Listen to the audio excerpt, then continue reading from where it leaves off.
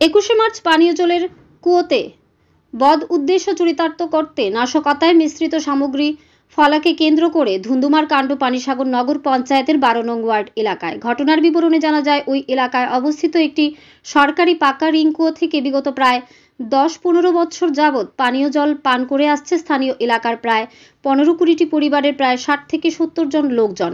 এমতো অবস্থায় বিগত 2-3 দিন ধরে পানীয় জলের ব্যতিক্রম গন্ধসহ তৈলাক্ত জলকে ঘিরে গোটা এলাকা জুড়ে ব্যাপক চাঞ্চল্য বিরাজ করছে। তাই এলাকার লোকজন ছুটে গিয়ে কুয়োটির জলে এ ধরনের ব্যতিক্রমী দুর্গন্ধ উপলব্ধ করে বিষয়টি নিয়ে জানানো হয় ওই নগর পঞ্চায়েত এলাকার কাউন্সিলর তথা পানিসাগর নগর পঞ্চায়েতের ভাইস চেয়ারম্যান ধনঞ্জয় দেবনাথকে। এলাকাবাসীরা জানায়, এ ধরনের দুর্গন্ধযুক্ত পানীয় জল পান করে অধিকাংশ পরিবারের শিশু সহ লোকজনেরা পেটের সমস্যায় ভুগতে হয়। তাই বাধ্য হয়ে আজ এলাকায় লোকজনেরা সংঘবদ্ধভাবে ওই কুয়োটিতে জল নিষ্কাশনে হাত দেয়। এলাকাবাসীরা জানান, এ ধরনের ঘটনা ওই এলাকায় এই প্রথম। বিগত দিনে এ ধরনের ঘটনা না ঘটতে বর্তমানে এই ঘটনাটিকে নাশকতামূলক বলে চিহ্নিত করেছেন ওই এলাকার লোকজন।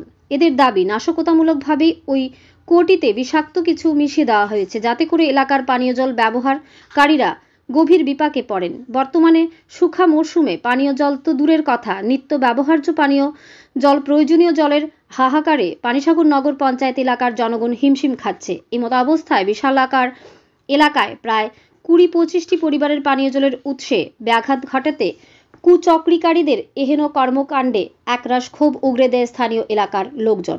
বিষয়টি নিয়ে পানিসাগর নগর পঞ্চায়েত দপ্তরকে জানানো হলেও পানিসাগর নগর পঞ্চায়েত দপ্তর কর্তৃক কোনো ধরনের ব্যবস্থা গ্রহণ করা হয়নি বলে জানান ওই এলাকার লোকজন।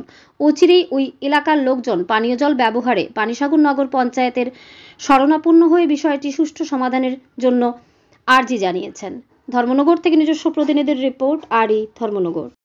আজকে সকালবেলা আওয়ার পরে একজন আমার শাশুড়ির কি কেন রিং কলে আইছিল। আওয়ার পরে জল উঠানোর পরে দেখা গেছে জলের মধ্যে মানে ফিনাইল জাতীয় কি যেন মিশানো হয়েছে, সেটার মধ্যে তেল জাতীয় দেখা যাইতেছে। কি কারণে দেওয়া হয়েছে এটা বুঝতে পারছি না, কিন্তু জল অতিরিক্ত এখানে এই জলের উপরে 10-15 পরিবার নির্ভর আছে। কিন্তু এই জলের মধ্যে এই জিনিসটা দেওয়ার কারণে আজকে 1 সপ্তাহের মধ্যে আর এই জলটা ইউজ করা যাইতো না। আপনার এলাকাতে কতটা পরিবার টোটাল লিটার থেকে জল নিয়ে চলতেছেন? 10-15 পরিবার, আশা করি এর বেশি হইতে পারে। কত বছর যাবত? এটা বিগত 15-20 বছর তো হইবে। এর আগে এই ধরনের কোনো কিছু বিষক্রিয়া বা কোনো ফেনাইল জাতীয় কোনো কিছু ঢালা হয়েছে এটার মধ্যে? আর না, এটার মধ্যে এই প্রথম তো আর হইছে না। কিন্তু আপনার কি মনে হয়, এটা কি নাশকতামূলক নাকি অন্য কিছু হইতে পারে, কি মনে হয়? না, এটা এমনি কিছু বোঝা যাইতেছে না যে এটা কি ব্যাপার। এই ব্যাপারটা আপনার নগর পঞ্চায়েত জানাইছেন নি? এটা জানানো ভাইস চেয়ারম্যানকে জানানো হয়েছে। কত নম্বর ওয়ার্ড এটা? 12 নম্বর ওয়ার্ড। এখন আপনার এই যে আজকে জল এখন পানীয় জল আপনারা কই থেকে পাইবেন? বিকল্প কি ব্যবস্থা আছে? বিকল্প তো কোনো রাস্তা নাই, আমরা তো এটার উপরে নির্ভর আছিলাম। তখন তো বোঝা যাইতেছে না কি করা যায়, কিন্তু আমরা সবাই এটার উপরে নির্ভর। এটা একদম পরিষ্কার করা হইতেছে, তখন এটাও পরিষ্কার করা হইতেছে, দেখা যাক মানে কতখানি মানে খাওয়ার উপযোগী হয়। এই ধরনের ঘটনা কি আজকে আপনারা দেখতে পাইছেন নাকি এর আগেও বুঝছেন? এর আগে তো আর বোঝা গেছে না, আজকে বেশিরভাগই বোঝা গেছে। অন্য সময় তো অল্প স্বল্প হইলে বুঝতে পারছি না আমরা। এখন আপনারা কি করতেছেন?